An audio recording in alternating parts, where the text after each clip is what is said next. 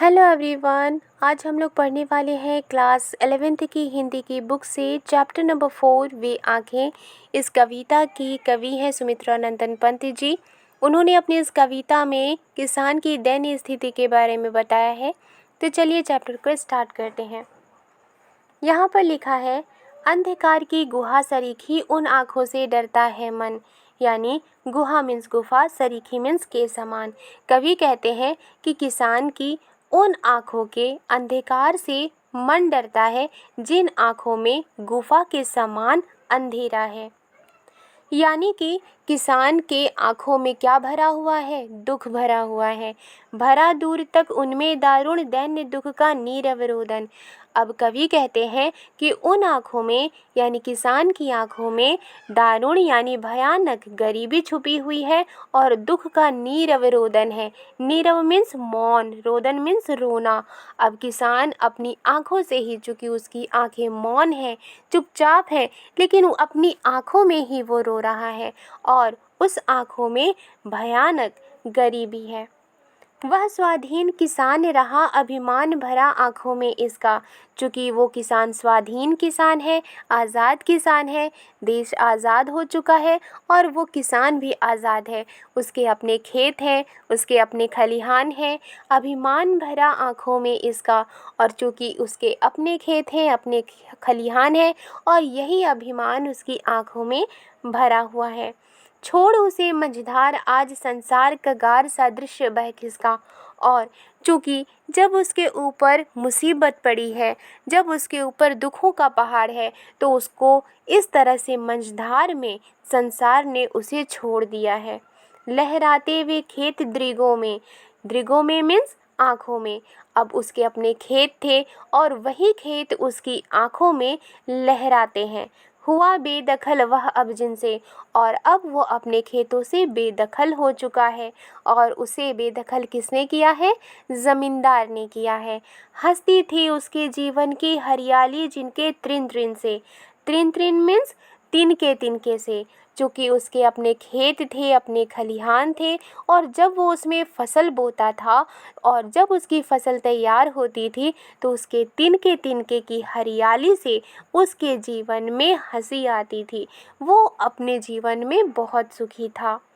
आँखों ही में घूमा करता वह उसकी आँखों का तारा।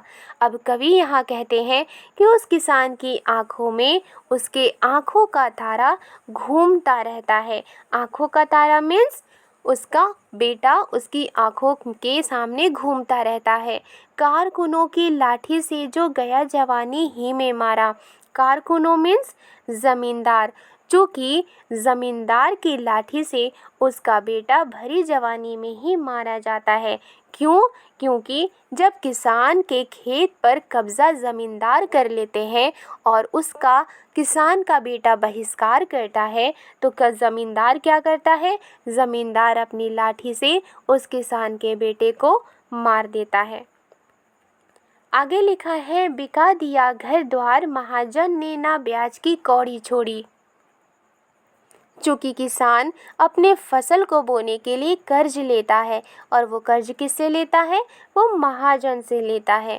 और जब वक्त पर ब्याज नहीं मिलता है तो महाजन ने क्या किया? उस किसान का घर द्वार बेच देता है और महाजन ने ब्याज की एक कौड़ी नहीं छोड़ी। रह आँखों में चुभती वह कुर्क हुई बरधों की जोड़ी। और उस किसान की आँखों में अपनी जो 2 बैलों की जोड़ी थी और जिसका नीलाम हो चुका था, वो रह कर उसकी आँखों में चुभती है। यानी कि वो अपने 2 बैलों को बहुत याद करता है और उस 2 बैलों का नीलाम हो चुका है, नीलामी हो चुकी है। और ये किसने किया? ज़मींदार ने किया। क्यों किया? क्योंकि किसान ने उसका वक्त पर ब्याज नहीं दिया, वक्त पर कर्ज नहीं लौटाया। उजरी उसके सिवा किसे कब पास दुहाने आने देती। उजरी किसान के गाय का नाम है। और यहाँ कवि कहते हैं कि जो किसान का गाय है, किसान की गाय है जिसका नाम है उजरी, वो अपने पास किसान के अलावा किसी को भी दूध दूहने नहीं देती, किसी को भी अपने पास फटकने नहीं देती। और ऐसा क्यों? क्योंकि किसान की जो गाय थी जिसका नाम था उजरी, वो अपने मालिक से यानी किसान से उसका बहुत लगाव था, उसका बहुत स्नेह था। चूँकि उसका भी नीलामी हो चुकी थी, उसकी भी नीलामी हो चुकी थी, इस वजह से वो किसान से दूर हो गई थी और वो अपने पास किसी को भी फटकने नहीं देती है। और ये उसका प्रेम था, लगाव था, स्नेह था किसान के साथ, और यही कारण था कि वो किसी को भी दूध दूहने नहीं देती थी। आँखों में नाचा करती उजड़ गई जो सुख की खेती। यहाँ कवि कहते हैं कि उस किसान की आँखों में क्या नाचा करती है, उस किसान की आँखों में घूमा क्या करती है, उसकी सुख की खेती जो उजड़ गई होती है, राइट। और उसकी सुख की खेती क्या थी, उसका बेटा था, उसके खेत थे, खलिहान थे, उसके बैल की जोड़ी थी, गाय थी, ये सारी उसकी सुख की खेती थी। चूँकि वो उसे छिन गई थी और उजड़ गई थी, यही सारी चीज़ें उस किसान की आँखों में नाचा करती हैं। बिना दवा दर्पण के घरनी स्वर्ग चली आंखें आती भर। अब यहाँ पर कवि कहते हैं कि बिना दवा के उनकी घरनी यानी उनकी पत्नी स्वर्ग सिधार जाती हैं और इसी वजह से किसान की आंखें भर आती हैं। देख रेख के बिना दूध मुही बिटिया 2 दिन बाद गई मर। अब यहाँ पर कवि कहते हैं कि चूँकि उनकी पत्नी का स्वर्गवास हो चुका था और उनकी एक दूध मुही बिटिया भी थी जो बिना देख रेख के ही वो भी 2 दिन के बाद मर जाती है। घर में विधवा रही पतोहू। अब किसान के घर में सिर्फ कौन है, उनके घर में सिर्फ उनके बेटे की वाइफ है। लक्ष्मी थी यद्यपि पतिघातीन, और वो बहुत अच्छी थी, वो लक्ष्मी थी यद्यपि पतिघातीन, हालांकि उसे पति की हत्यारिन कहा जाता था। पकड़ मंगाया कोतवाल ने डूब कुएं में मरी एक दिन, और एक दिन कोतवाल ने किसान की बेटे की बहू को अपने पास बुलाता है और अपने लोक लाज को बचाए रखने के लिए वो कुएं में डूब जाती है और वो कुएं में डूबकर मर जाती है। खैर पैर की जूती जोरू ना सही एक दूसरी आती। अब किसान क्या सोचता है कि खैर जोरू जो होती है, वाइफ जो होती है, वो एक पैर की जूती होती है, ना सही एक दूसरी आती, यानी अगर वाइफ नहीं रहती है तो दूसरी भी शादी हो सकती है, दूसरी भी वाइफ आ सकती है।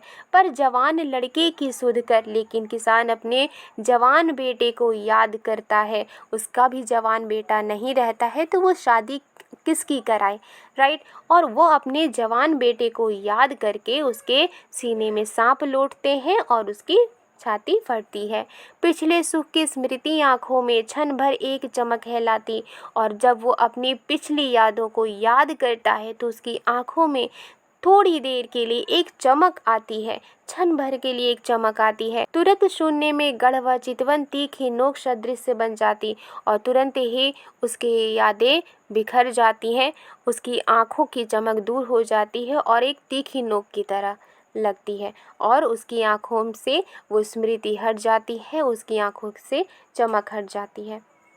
आई होप आपको ये चैप्टर समझ में आई है तो लाइक एंड सब्सक्राइब करना मत भूलिएगा। मिलती हूँ नेक्स्ट वीडियो में एक नए चैप्टर के साथ। Thank you.